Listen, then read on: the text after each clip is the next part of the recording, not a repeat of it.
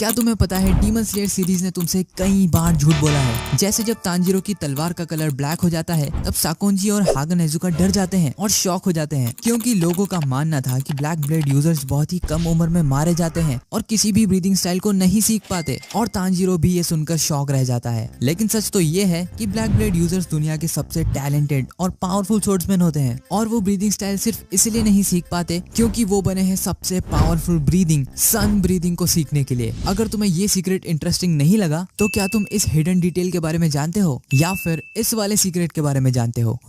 आज की इस वीडियो में मैं तुम्हें 21 ऐसी सीक्रेट्स बताने वाला हूँ जो कि डेफिनेटली तुम्हें नहीं पता होंगे। जैसे अगर तुम सीजन 2 की ओपनिंग को ध्यान से देखोगे तो तुम एक हिडन डिटेल नोटिस करोगे। यहाँ पर तांजीरो, जेनित्सु और इनोस्के के पीछे कई सारे लोग घूम रहे हैं, लेकिन सिर्फ इन 3 आंटीज का ही फेस ढंग से दिखाई दे रहा है। और इसके पीछे हिडन डिटेल ये है कि आगे सीरीज में तांजीरो, जेनित्सु और इनोस्के लड़की बनकर इन आंटीज के घर में ही जाते हैं। और अगर तुम इसी ओपनिंग को ध्यान से देखोगे तो तुम्हें कुछ कैरेक्टर्स का कैमियो भी दिखाई देगा। जैसे यहाँ पर इनोस्के जिस बंदे को गलती से पंच मार देता है, सीरीज में आगे इनोस्के फिर से उसी बंदे को पंच कर देता है। और जैसे ये वाला बंदा जिसका कैमियो सीरीज में आगे देखने को मिलेगा जब दाकी उसका हाथ काट देती है। ओके, तो तुम्हें ये तो पता ही होगा कि साबितो, जो कि गियू का बेस्ट फ्रेंड था, वो एक बहुत ही टैलेंटेड स्वॉर्ड्समैन था। लेकिन क्या हो अगर मैं तुम्हें कहूँ कि तांजीरो उससे भी ज्यादा टैलेंटेड है? हाँ, तुमने बिल्कुल सही सुना, क्योंकि सिर्फ 2 साल की ट्रेनिंग में ही तांजीरो साबितो से भी बेटर स्वॉर्ड्समैन बन गया था। अब ऑब्वियसली साबितो भी कोई छोटा मोटा डीमन स्लेयर नहीं था, क्योंकि वो बहुत कम एज में ही गियू से भी ज्यादा स्ट्रॉन्ग था। जिसका मतलब अगर आज भी वो जिंदा होता तो शायद वो एक हाशिरा होता, इनफैक्ट गियू से भी पावरफुल। लेकिन तब भी वो तांजीरो से पावरफुल नहीं होता, क्योंकि तांजीरो उन चुनिंदा लोगों में से एक है जो कि 2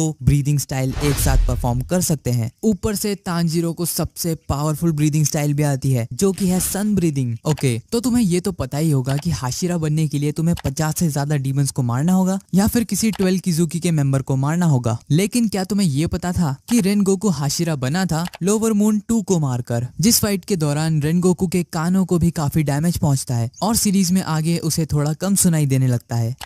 अब तक मैंने तुम्हें 21 में से सिर्फ और सिर्फ 5 सीक्रेट्स ही बताए हैं जो कि तुम्हें काफी पसंद आए हैं, लेकिन इसके आगे आने वाले सीक्रेट्स तो और भी ज्यादा इंसेन है। इसीलिए अगर वीडियो पसंद आ रही है तो शर्माओ मत, लाइक कर दो। क्या तुम्हें ये बात पता थी कि तांजीरो की स्वॉर्ड एक्चुअली में जुजुत्सु काइसेन में अपीयर हुई है? तो अभी रीसेंट चैप्टर्स में से ही एक चैप्टर में ये मोटा बंदा सिटी में भाग रहा होता है एक तलवार ढूंढने के लिए, और तलवार ढूंढते ढूंढते वो एक बच्चे के कमरे में घुस जाता है और वहीं पर उसे दिखती है ये वाली कटाना। लेकिन जैसे ही वो उसे उठाता है उसे पता चलता है कि ये तो एक बच्चे का खिलौना है। लेकिन सबसे कमाल की बात तो ये थी कि जब वो उस टॉय के बटन को प्रेस करता है तब उस खिलौने में से आवाज आती है, water breathing first form water surface splash. Demon slayer में मैंने कुछ ऐसी चीजें नोटिस करी है जो कि तुमने भी नोटिस करी होगी कि कैसे सीरीज के कुछ कैरेक्टर्स रिजेंबल करते हैं हमारी बॉडी के 5 सेंसेस को। जैसे तांजीरो रिजेंबल करता है सेंस ऑफ स्मेल को, क्योंकि तांजीरो की स्मेल करने की पावर बहुत ही अच्छी है। जिसके बाद आता है जेनित्सु जिसके पास है सेंस ऑफ हियरिंग। वही इनोस्के रिजेंबल करता है सेंस ऑफ टच को,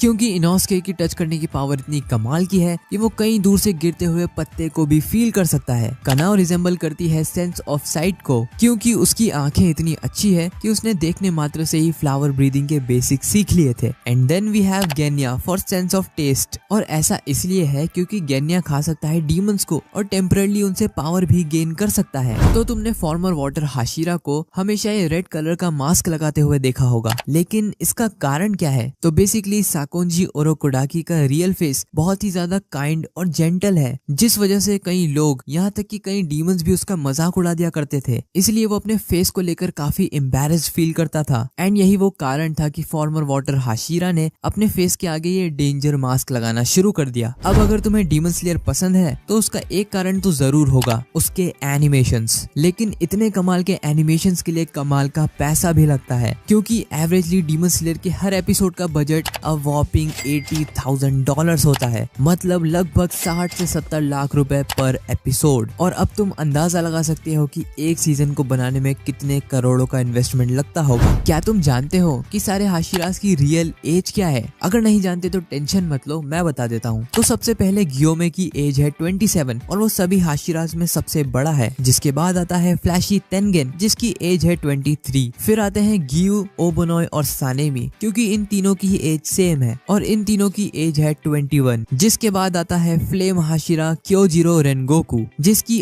आकाजा से फाइट के दौरान एज थी 20। फिर आती है लव हाशिरा मित्सुरी जिसकी एज है 19 एंड देन शिनोबू जिसकी एज सिर्फ 18 साल है और सबसे आखिर में द यंगेस्ट हाशिरा मुइचिरो तोकितो जिसकी एज है 14। तुम्हें ये तो पता ही होगा कि गेन्या डीमंस को खा सकता है और टेम्परेली उनसे पावर्स ले सकता है, लेकिन गेन्या ये करने वाला अकेला नहीं है। हालांकि ये स्पेशल केस क्यों, क्या और कैसे है इस बारे में तो कोई ज्यादा नहीं जानता, लेकिन कोकोशिबो ने इन्फिनिटी कैसल आर के दौरान बताया था कि 300 साल पहले एक और ऐसा इंसान था जो कि डीमंस को खाकर उनसे पावर्स गेन कर सकता था।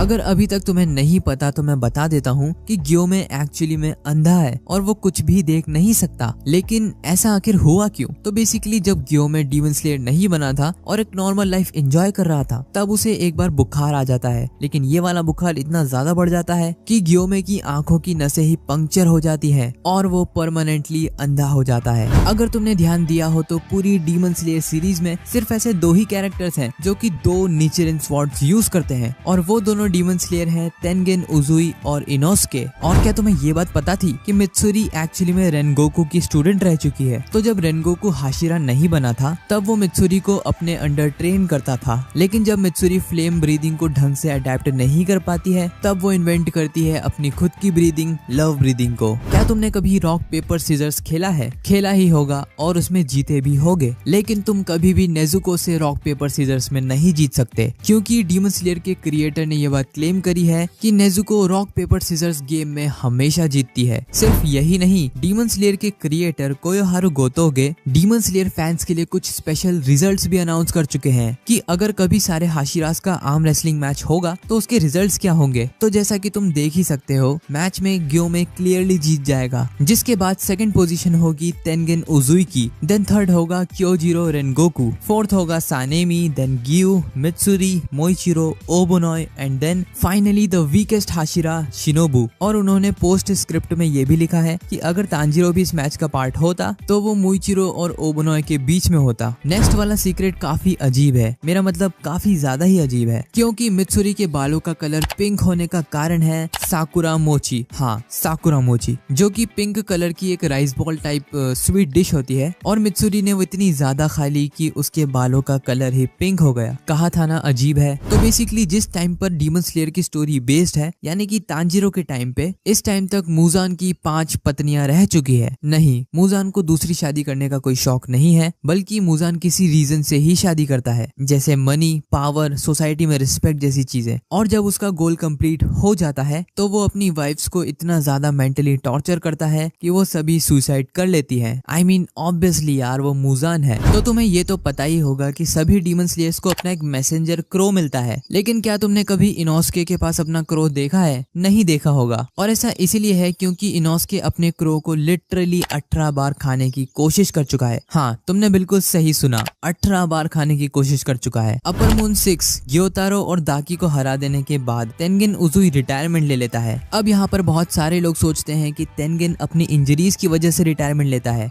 लेकिन ऐसा बिल्कुल भी नहीं है। एक्चुअली में तेनगेन रिटायरमेंट लेता है क्योंकि उसकी वाइफ हिनात्सुरु हमेशा से चाहती थी कि वो एक नॉर्मल लाइफ जिए और इसीलिए फाइनली तेनगेन अपना रिटायरमेंट ले लेता है। जब भी डीमन स्लेयर सीरीज में कोई फाइट होती है तब उसका बेस्ट पार्ट होता है एलिमेंट्स के विजुअल इफेक्ट्स। लेकिन क्या हो अगर मैं तुमसे बोलूं कि वो इफेक्ट्स एग्जिस्ट करते ही नहीं है? हाँ, तुमने बिल्कुल सही सुना। तो कोयोहारू गोतोगे ने ये चीज फाइनली कंफर्म कर दी है कि ये सारे इफेक्ट्स यूजर अपने दिमाग में बनाता है, जिससे वो ब्रीदिंग स्टाइल्स को अच्छे से परफॉर्म कर पाता है। और हम ये इफेक्ट सिर्फ इसीलिए देख पाते हैं क्योंकि हम उस कैरेक्टर के पर्सपेक्टिव से फाइट को देखते हैं। वैसे मुजान की मौत के बाद फ्यूचर जनरेशंस में क्या होता है, ये जानने के लिए इस वीडियो पर क्लिक कर दो। अब देख क्या रहे हो यार, क्लिक करो।